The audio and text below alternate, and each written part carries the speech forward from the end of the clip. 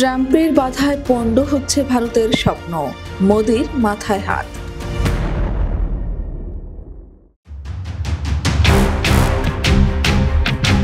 বিশ্বের সবচেয়ে ক্ষমতাধর দেশ আমেরিকার সাথে সম্পর্ক ভালো যাচ্ছে না ভারতের। প্রধানমন্ত্রী নরেন্দ্র মোদি ট্রাম্পের মনোযোগাতে সম্প্রতি আমেরিকা সফর করেছেন। এরপরও লাভ হয়নি তেমন, উল্টো আরও ট্রাম্প চাপিয়ে দিয়েছেন পারস্পরিক শুল্কের বোঝা। এদিকে বিশ্বের সেরা ধনকুবের ইলন মাস্ক তার টেসলা কোম্পানির গাড়ি তৈরির দুটি কারখানা নির্মাণ করতে যাচ্ছেন ভারতে, যেখানে আবার বাধার প্রাচীর হয়ে দাঁড়িয়েছেন ডোনাল্ড ট্রাম্প। রয়টার্সের তথ্য অনুযায়ী টেসলা ভারতের নয়াদিল্লি এবং মুম্বাই শহরে দুটি শোরুমের জন্য স্থান নির্বাচন করেছে। এমনকি সেসব কারখানা পরিচালনার জন্য ইতিমধ্যে 13টি পদে নিয়োগ বিজ্ঞপ্তিও দিয়েছে। মূলত এই খবরের পরই জ্বলছে প্রেসিডেন্ট ডোনাল্ড ট্রাম্প। ট্রাম্পের ধারণা, ইলন মাস্ক ভারতের শুল্ক এড়াতেই সেখানে কারখানা তৈরির সিদ্ধান্ত নিয়েছে। এক সাক্ষাৎকারে ট্রাম্প বলেছেন, ভারতের টেসলার কারখানা তৈরি করলে তা আমেরিকার প্রতি অন্যায্য হবে। বর্তমান সময়ে ট্রাম্পের সাথে সবচেয়ে ভালো সম্পর্ক ইলন মাস্কের। চারিদিকে তো গুঞ্জন রয়েছে যুক্তরাষ্ট্রের নামের প্রেসিডেন্ট ট্রাম্প মূলত পিছন থেকে সব কলকাঠি নাড়েন মাস্ক। তার সাথে আলোচনা না করে কোনো সিদ্ধান্ত নেন না আমেরিকান প্রেসিডেন্ট।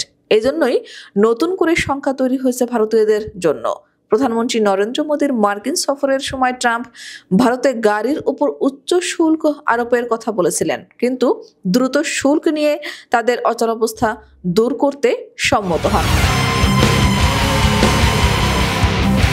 এদিকে টেসলার সিইও ইলন মাস্ক ভারতের সমালোচনা করে আসছেন দীর্ঘদিন ধরেই।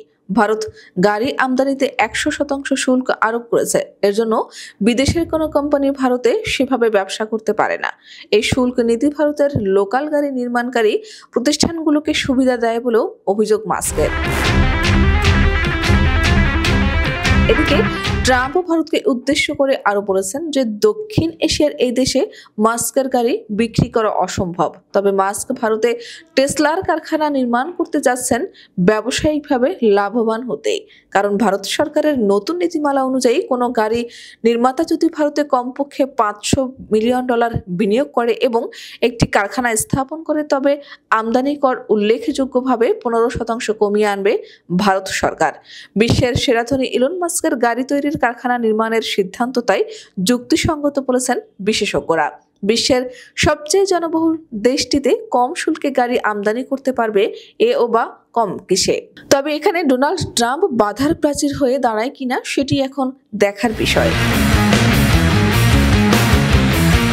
এদিকে ট্রাম্প ক্ষমতায় আসার পরপরই ভারতীয়দের হাত পা বেঁধে ফেরত পাঠান যুক্তরাষ্ট্র। আশ্চর্য বিষয় হলো, মোদির সফরের পরও হাত পা বেঁধে তৃতীয় দফায় আরও 116 জন অবৈধ অভিবাসীকে 15 ফেব্রুয়ারি ভারতে ফেরত পাঠিয়েছে যুক্তরাষ্ট্র। পাঞ্জাবের অমৃতসরে অভিবাসীদের নিয়ে মার্কিন একটি বিমান অবতরণ করে। তবে হাতকড়া শিকল বিতর্ক এবারও পিছু ছাড়ল না বলে জানিয়েছে স্থানীয় সংবাদ মাধ্যমগুলো। সংবাদ সংস্থা পিটিআই অনুসারে শনিবার রাতে আমেরিকা থেকে ফেরা এক অবৈধবাসী দাবি করেছেন তাদের হাতকড়া পরিয়েই বিমানে নিয়ে আসা হয়েছে। শুধু তাই নয়, ওই অবৈধবাসী দাবি করেছেন তাদের পায়েও বাঁধা ছিল শিকল।